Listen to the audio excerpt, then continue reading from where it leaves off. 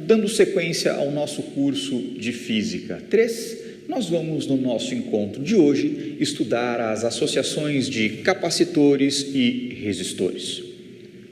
Você possui uma associação de capacitores ou uma associação de resistores quando, num dado circuito, você tem mais de um capacitor operando, né? E a mesma coisa, o mesmo raciocínio funcionará quando você tiver mais de um resistor. Bem, o primeiro tipo de associação que nós vamos estudar no nosso encontro de hoje é a chamada associação em paralelo. Para tanto, eu convido os senhores a observar essa estrutura que nós temos aqui. Nós temos uma fonte de força eletromotriz epsilon, que vai carregar 3 capacitores C1, C2 e C3, assim conectados à bateria. De forma similar, nós vamos também estudar a associação similar à de capacitores, mas ao invés de considerar um capacitor C1, um capacitor C2 e um capacitor C3, nós teremos nos respectivos pontos do nosso circuito um resistor R1, um resistor R2 e um resistor R3. Bem, qual é o nosso objetivo? Nós temos aqui um arranjo de capacitores e a ideia é, dada uma fonte de força eletromotriz epsilon exatamente similar à que existe no circuito real, substituir todos os capacitores que se encontram no arranjo real por um único capacitor, um capacitor que nós vamos chamar de C, para usar exatamente a notação básica, né? Um capacitor, com um rótulo EQ, porque ele é o nosso capacitor equivalente. Ou seja, todo este conjunto de capacitores, se eu tivesse que substituí-los por um único capacitor, que capacitor seria esse? Com um raciocínio similar, nós vamos aqui estabelecer o nosso objetivo quando tivermos uma associação em paralelo de resistores. Nosso objetivo é, justamente trabalhando com uma fonte de força eletromotriz exatamente similar à que existe no circuito real, substituir os resistores R1, R2 e R3 por um único resistor que nós vamos chamar de R com rótulo EQ, porque ele é o nosso resistor equivalente. Dadas essas noções básicas, nosso objetivo matemático, nosso objetivo operacional é construir a seguinte equação. Ao lado esquerdo da igualdade, nós queremos obter a capacitância equivalente. E essa capacitância equivalente claramente deverá ser função das capacitâncias associadas aos capacitores originalmente presentes no circuito. Ou seja, a capacitância equivalente será uma função da capacitância C1, capacitância C2 e capacitância C3, de acordo com o arranjo que nós vamos estudar aqui. Nós vamos trabalhar com um conjunto de 3 capacitores e veremos que a generalização para o caso de N capacitores é imediata. De forma similar, o nosso objetivo no estudo da associação em paralelo de resistores é encontrar a relação matemática que me permite calcular a resistência equivalente do arranjo com R1, R2 e R3 conhecidos. Quem é esta função F que aqui está, que me permite obter a chamada resistência equivalente? De forma breve, o nosso problema, eu entendo, ele está relativamente bem colocado, bem definido.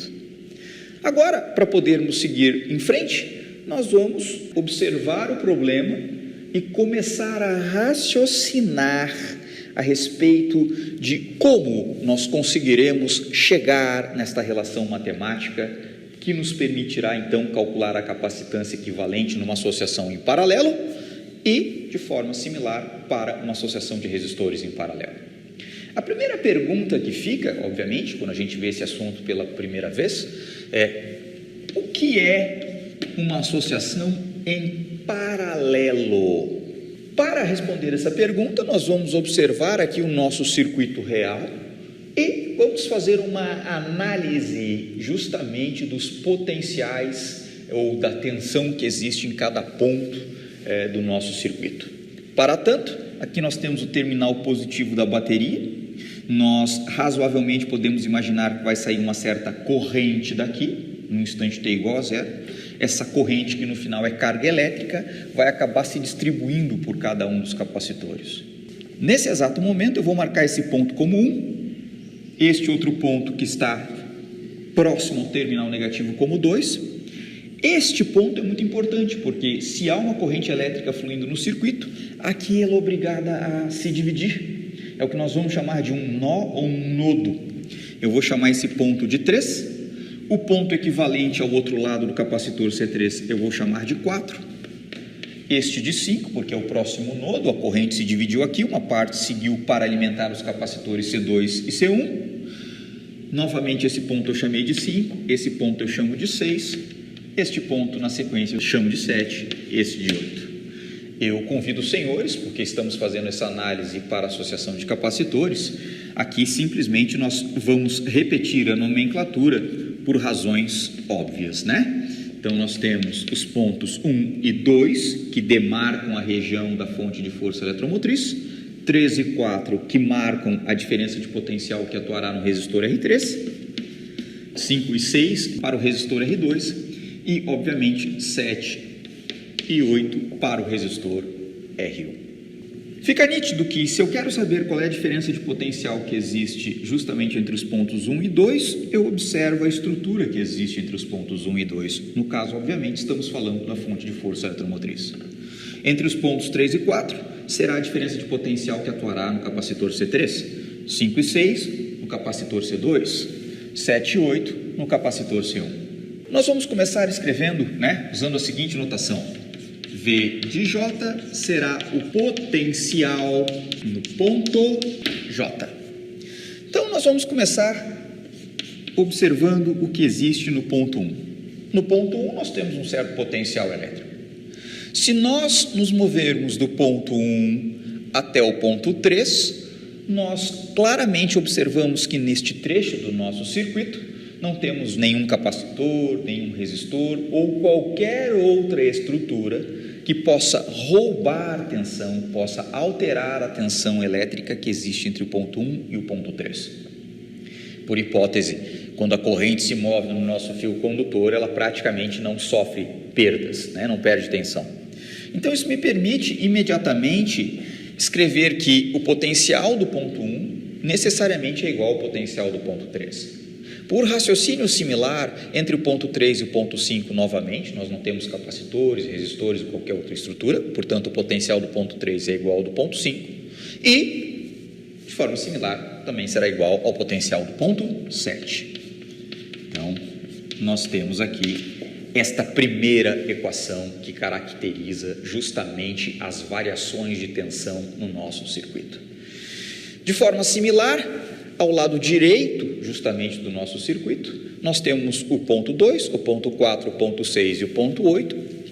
Não há entre esses pontos qualquer resistor ou capacitor, portanto, o potencial do ponto 2 é igual ao potencial do ponto 4, que é igual ao potencial do ponto 6, que é igual ao potencial do ponto 8. Se isto é assim, nós somos obrigados a concluir, que se eu tiver minha fonte de força eletromotriz, fornecendo uma diferença de potencial epsilon para o meu sistema, eu observo que essa diferença de potencial é a mesma que atuará no capacitor C3, é a mesma que atuará no capacitor C2 e é a mesma que atuará no capacitor C1. Você pode fazer a mesma análise para a associação de resistores e descobrir que numa associação em paralelo, todos os capacitores estão submetidos à mesma DDP.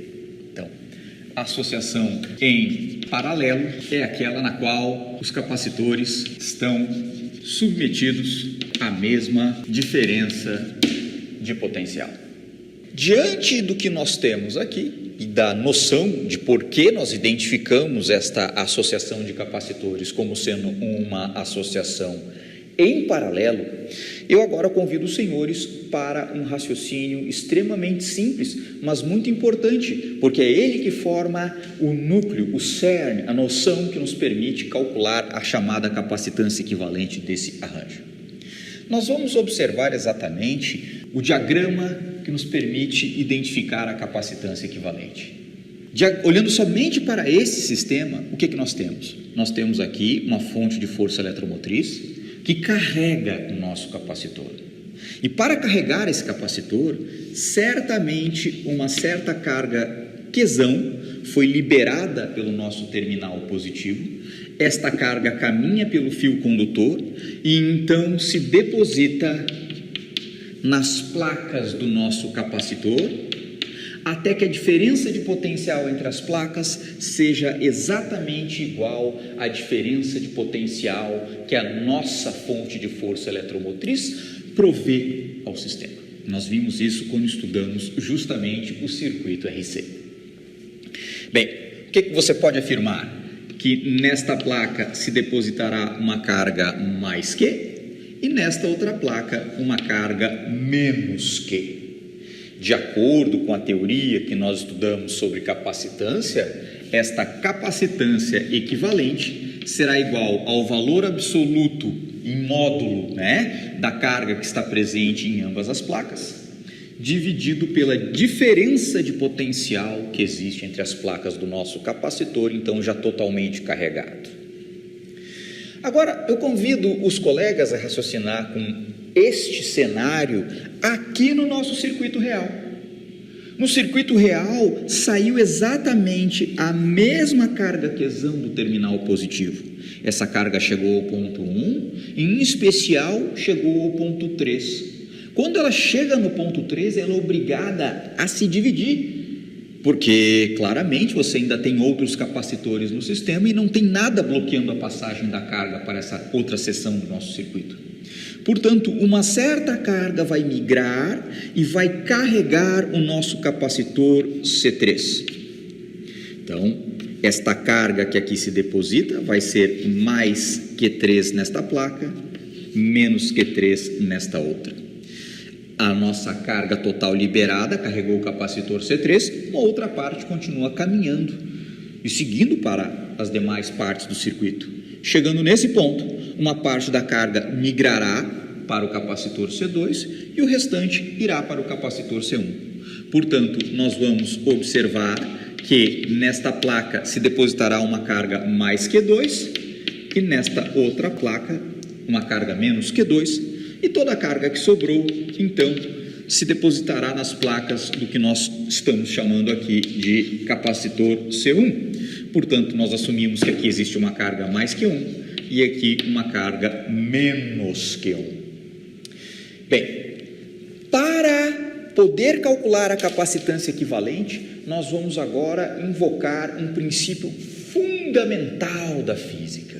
Se você seguir no seu curso aí de engenharia, a gente faz votos que você consiga fazer isso, você vai descobrir que carga elétrica é uma grandeza que não existe no espaço, desaparece e aparece em outro ponto. Isso não existe. A carga elétrica é uma grandeza conservada. Se isso é verdade, a carga Qzão que saiu da nossa fonte de força eletromotriz, mais precisamente do seu terminal positivo, ela chegou no ponto 3, uma parte migrou para o capacitor C3, outra parte migrou para o capacitor C2 e finalmente o que restou foi para o capacitor C1. Portanto, se você somar a carga que foi para o capacitor 1 com a carga que ficou no capacitor C2 com a carga que chegou no capacitor C3, tudo isso tem que dar de novo a carga total que saiu do terminal positivo. Portanto, a conservação de carga elétrica nos permite escrever carga total é igual à carga que foi para o capacitor 1, mais a carga que foi para o capacitor 2, mais a carga que foi para o capacitor 3. Se isto é assim, na sequência nós vamos analisar o que acontece no capacitor 1, o que acontece no capacitor 2 e finalmente o que acontece no capacitor 3. Por ora, é nítido e extremamente interessante que se nós fizermos análise similar aqui na associação de resistores, a primeira coisa que nós vamos descobrir é associação em paralelo, os capacitores estão submetidos à mesma DDP. Basta repetir o raciocínio que nos levou a essa conclusão para a associação de capacitores e descobrir que os capacitores ou resistores estão submetidos à mesma DDP. É isto que nos permite identificar essa associação de resistores como sendo uma associação em paralelo. Agora, de forma similar, quando nós vamos olhar para a resistência equivalente ligada à nossa fonte de força eletromotriz, nós podemos raciocinar com o fato de que uma certa carga que saiu aqui da nossa fonte, e ao contrário do processo de carga dos capacitores, em que a corrente vai a zero, esta corrente ficará continuamente alimentando o nosso sistema. Portanto, sai do terminal positivo uma corrente I, que é a mesma corrente que ficará percorrendo a nossa resistência equivalente. Se isto é verdade, nós temos aqui a situação em que sai a corrente I do terminal positivo, ela chega no ponto 3, uma parte migrará para o resistor R3, outra parte seguirá na sequência para o restante do circuito. Chegando no ponto 5, uma parte migrará para o resistor R2 e, finalmente, o que sobra passará pelo resistor R1. A conservação de carga elétrica agora nesse contexto nos permite escrever a equação respectiva para a associação de resistores. Isso nos diz o quê? Que a corrente total que saiu do terminal positivo da nossa bateria deve ser igual à corrente que chegou no resistor 1, somada com a corrente que chegou no resistor 2, somada com a corrente que chega no resistor 3. Seja associação de capacitores, seja uma associação de resistores, literalmente você está invocando a conservação de carga elétrica. E estas são as equações que nos permitem calcular, no contexto dos capacitores, a capacitância equivalente, no contexto dos resistores, a resistência equivalente. Agora, nós temos todos os ingredientes para poder calcular a capacitância equivalente. O que há de fundamental para raciocinar sobre como resolver o problema já está apresentado. Como nós faremos para resolver o problema e calcular a chamada capacitância equivalente desse arranjo? Nós vamos analisar primeiro a equação que governa cada um desses capacitores. Lembrando a definição de capacitância, aqui sintetizada na relação para a nossa capacitância equivalente, capacitância é igual à carga que está depositada nas placas do capacitor, né, em valor absoluto, dividido pela diferença de potencial que existe entre as placas do mesmo. Portanto, isso nos permite escrever para o capacitor C1. Para o capacitor C1, isso é igual ao valor absoluto da carga presente em suas placas, dividido pela diferença de potencial que existe entre as mesmas. É fácil identificar que essa diferença de potencial deve ser igual a epsilon, que é a própria diferença de potencial que a bateria fornece para o sistema. Para o capacitor C2, isso é igual à carga que existe entre as suas placas, portanto Q2 dividido por epsilon, e para o capacitor C3, isto é igual à carga Q3 dividido por epsilon. Agora, nós reescrevemos a equação associada à conservação de carga elétrica. A carga total, que alimenta a nossa capacitância equivalente, é igual à carga que existe no capacitor 1, mais a carga que existe no capacitor 2, mais a carga que existe no capacitor 3.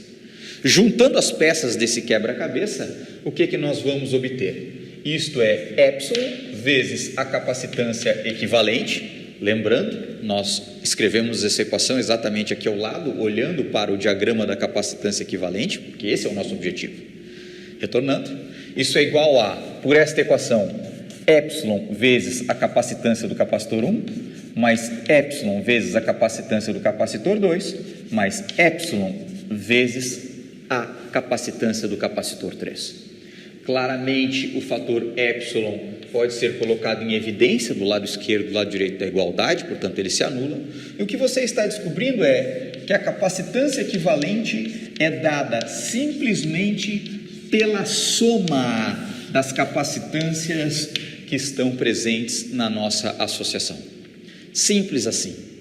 É imediato repetir esse raciocínio para a situação em que você tem N capacitores em paralelo e você vai simplesmente descobrir que essa capacitância pode ser escrita como a somatória de J igual a 1 até N da capacitância CJ. Né? Então você terá uma soma de C1 mais C2 mais C3 mais até o enésimo capacitor que está considerado no seu arranjo. Bom, chegou a hora de repetir este raciocínio, mas justamente para a associação de resistores. Quando nós observamos este arranjo, né, que representa justamente a resistência equivalente, nós invocamos a lei de Ohm. A lei de Ohm nos diz que a diferença de potencial a qual o nosso resistor está submetido é igual, epsilon é igual a resistência vezes a corrente que percorre o sistema. Se isto é assim, nós agora analisamos, a exemplo do que nós fizemos com os capacitores, como está funcionando a lei de Ohm para cada um dos resistores da nossa associação. Como fica esta equação? Para o resistor 1, epsilon é igual a R1 vezes a corrente I1, né? Porque ele será percorrido por uma corrente I1. Para o resistor 2, epsilon igual a R2 vezes I2 e epsilon será igual a R3 vezes I3. Novamente, nós vamos invocar a equação associada à conservação de carga elétrica, que nesse contexto nos diz que a corrente total é igual à soma das correntes que estão no nosso sistema, e nós teremos, portanto, se eu olho para esta equação, isto é epsilon sobre a resistência equivalente, que é igual a epsilon pela resistência do resistor R1, mais epsilon sobre a resistência do resistor R2, mais epsilon sobre a resistência do resistor R3. Novamente, o fator epsilon é fator comum de todos os termos dessa equação, e o que você descobre é, quando você tiver resistores associados em paralelo, o que você calculará não é a resistência equivalente, mas o inverso da resistência equivalente, ou o recíproco da resistência equivalente. Ou, em outras palavras, o que você calcula é o inverso da resistência equivalente, que é dado pela soma dos inversos das resistências individuais. Se você generalizar esse sistema, esse resultado, para N capacitores, você vai escrever esse resultado como o inverso da resistência equivalente é igual à soma em J igual a 1 até N de 1 por RJ, onde RJ denota a resistência do Jésimo capacitor. Então, o que nós estamos obtendo aqui? Se for uma associação em paralelo de capacitores, você simplesmente soma as capacitâncias. Se for uma associação em paralelo de resistores, você não soma as resistências.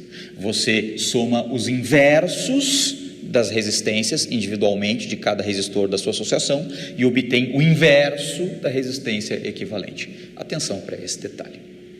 Agora que nós vimos a associação em paralelo, chegou a hora de apresentarmos a chamada associação em série. Para tanto, eu convido os senhores agora a considerar este arranjo de capacitores. Nós temos a mesma fonte de força eletromotriz epsilon alimentando um circuito, e o que muda em relação ao arranjo anterior é o fato de que a carga que sai do terminal positivo percorrerá o nosso fio condutor, encontrará o capacitor C1, depois o capacitor C2, depois o capacitor C3 e finalmente retorna ao terminal negativo até carregar todos os capacitores. O que muda? A corrente não se divide ao longo desse percurso. De forma similar, nós temos aqui uma associação em série com a mesma fonte de força eletromotriz, mas agora com resistores R1, R2 e R3. Qual é o nosso objetivo aqui? O nosso objetivo é justamente substituir esse conjunto de 3 capacitores por um único capacitor com uma certa capacitância equivalente, que respeite justamente a mesma equação que nós vimos anteriormente. Ou seja, a capacitância equivalente deve ser igual à carga Qzão liberada justamente pelo terminal positivo da bateria e que vai se depositar nas placas do nosso capacitor, né? Até que ele esteja totalmente carregado, a corrente total vai a zero e você tem exatamente essa relação sendo obedecida. De forma similar, nós teremos a situação em que a partir do terminal positivo uma certa corrente I sai justamente desse terminal, ele alimenta o nosso circuito de forma contínua e a relação que nós teremos no caso da resistência equivalente será a diferença de potencial que alimenta o nosso resistor é igual à resistência equivalente vezes a corrente que o percorre. Se isto é assim, chegou a hora de traduzir exatamente esse conjunto de capacitores ou resistores na forma da respectiva capacitância equivalente e da resistência equivalente, analisando como funciona justamente o nosso sistema. O que caracteriza uma associação em série? Para responder essa pergunta, nós vamos usar um padrão de raciocínio similar ao que nós já fizemos aqui no nosso curso, nas aulas anteriores. Eu vou olhar primeiro para a associação de capacitores. Está aqui a nossa fonte de força eletromotriz epsilon, ela vai liberar a partir do seu terminal positivo uma certa carga Qzão. Essa carga migra pelo fio condutor e encontra o nosso capacitor C1. Ela vai então se depositar aqui, né? Uma certa carga Q, induzindo uma carga menos Q na placa imediatamente à sua frente. Este conjunto é eletricamente neutro. Observe que eu tenho uma placa conectada à outra e que a rigor a carga total do sistema é zero. Se uma carga menos Q migrou para esta placa, significa que foi induzida uma carga mais Qzão na placa associada ao capacitor C2. A análise similar vai mostrar exatamente o seguinte: esta carga mais Qzão vai induzir uma carga menos Q nesta placa do capacitor C2. Como esta placa do capacitor C2 está conectada com esta do capacitor C3, ela tem que induzir uma carga mais Q para que o sistema permaneça eletricamente neutro e, portanto, aparece nesta última placa do nosso capacitor C3 uma carga menos Q, de tal forma que a mesma carga Qzão retorna para o terminal negativo, obviamente com o potencial menor possível, e este sistema será retroalimentado até a situação em que os capacitores estiverem, obviamente, totalmente carregados. Portanto, o que você está descobrindo aqui? Que a carga do capacitor 1 é exatamente igual à carga do capacitor 2, que é igual à carga do capacitor 3, e que isso é igual à carga total que a fonte de força eletromotriz cedeu para o sistema. De forma similar, a partir do terminal positivo justamente da nossa bateria, sairá uma corrente I que vai passar pelo resistor R1, vai passar pelo resistor R2, vai passar pelo resistor R3. Por quê? Porque a corrente não se divide. Então, a equação similar que você tem é corrente que percorre o resistor 1 é igual a corrente que percorre o resistor 2, que é igual a corrente que percorre o resistor 3, que é igual a corrente I liberada pela sua fonte de força eletromotriz. No entanto, olhando para a associação de capacitores, eu vou marcar esse ponto como 1, esse ponto entre os capacitores C1 e C2 como 2, este outro ponto como 3 e este outro ponto como 4. E eu vou escrever exatamente a seguinte equação agora: o potencial do ponto 1 menos o potencial do ponto 2, somado com o potencial do ponto 2 menos o potencial do ponto 3, mais o potencial do ponto 3 menos o potencial do ponto 4, mais o potencial do ponto 4 menos o potencial do ponto 1. Eu garanto para você que essa expressão matemática ela tem que ir a zero. O que eu tenho aqui?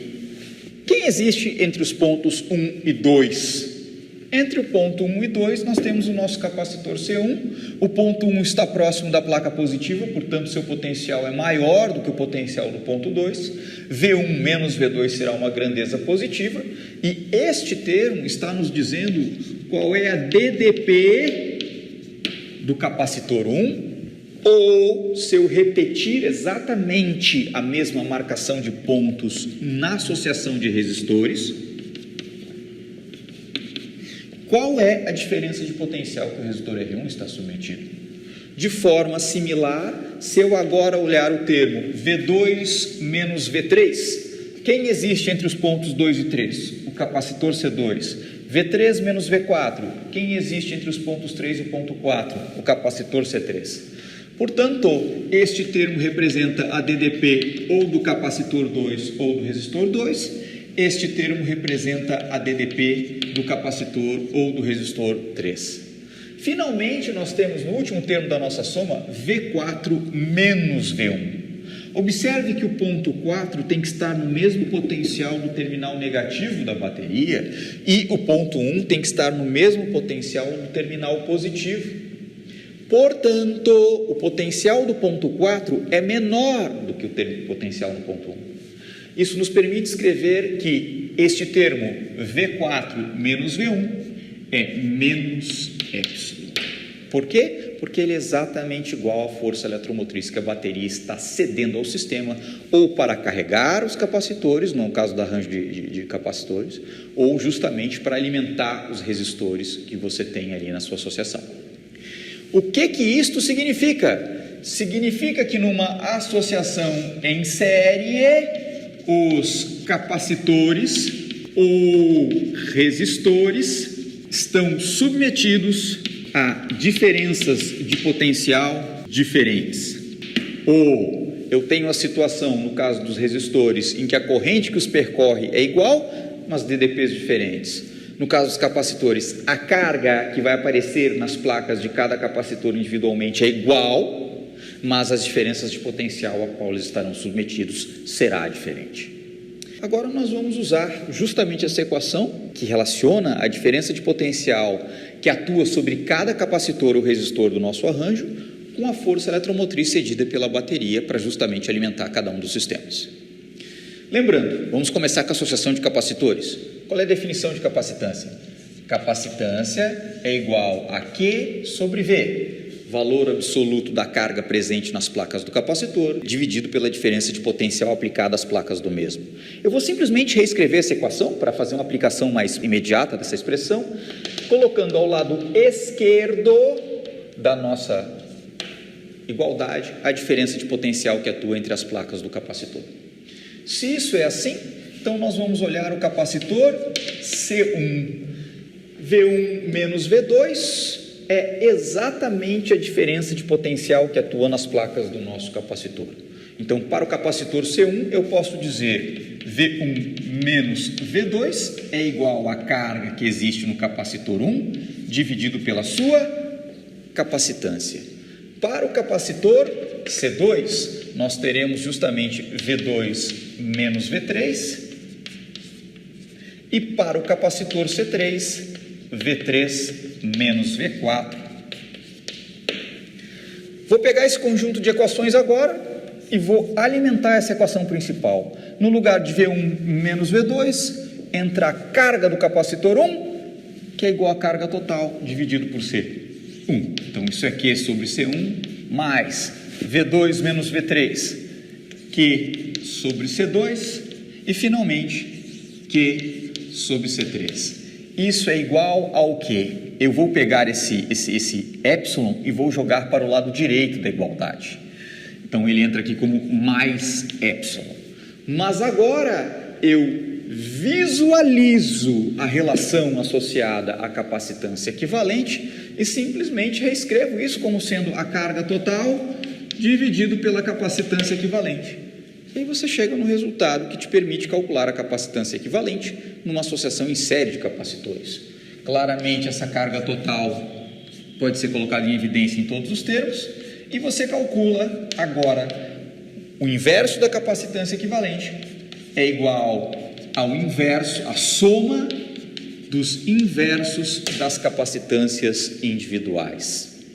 Né? Você pode repetir novamente esse raciocínio para a situação em que você tenha N capacitores em série e você vai calcular novamente o recíproco, o inverso da capacitância equivalente, né?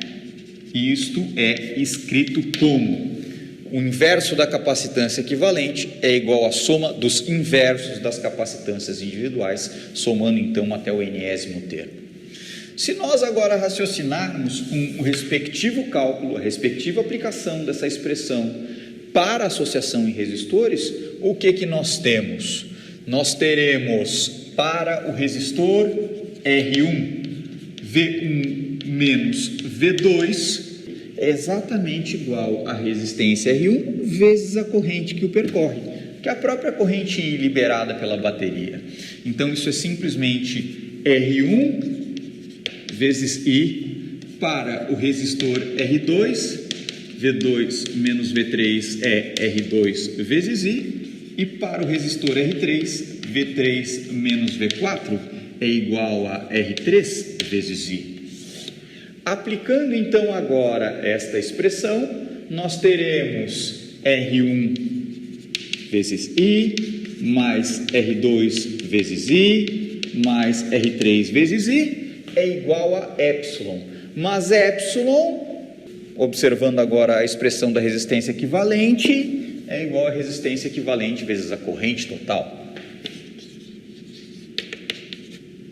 Portanto, a corrente é fator comum em todos os termos, e nós obtemos então que a resistência equivalente é igual a R1 mais R2 mais R3, ou simplesmente o fato de que numa associação em série, você vai simplesmente substituir o arranjo, pegar os 3 resistores, basta você somar as 3 resistências e obter a resistência equivalente.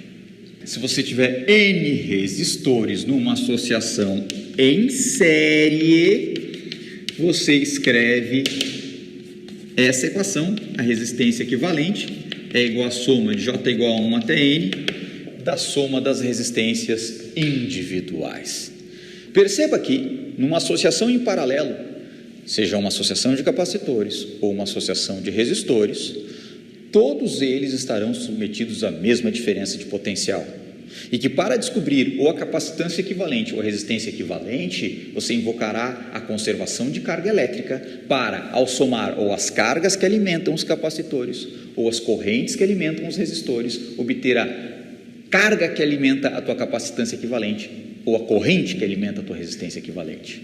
Por outro lado, numa associação em série, os resistores serão percorridos todos pela mesma corrente, mas estarão submetidos a diferenças de potencial diferentes. No caso dos capacitores, eles terão exatamente a mesma carga presente em suas placas individualmente, mas também estarão submetidos a diferenças de potencial diferentes. Observe que tudo que você faz é analisar a variação de potencial ao longo do seu circuito e invoca junto a conservação de carga elétrica. Portanto, grosso modo é conservação de carga elétrica com conservação de energia, porque o potencial elétrico, em certo sentido, traduz para você a energia potencial que uma carga teste, no caso os portadores de carga, sentem à medida que fluem ao longo do nosso circuito condutor.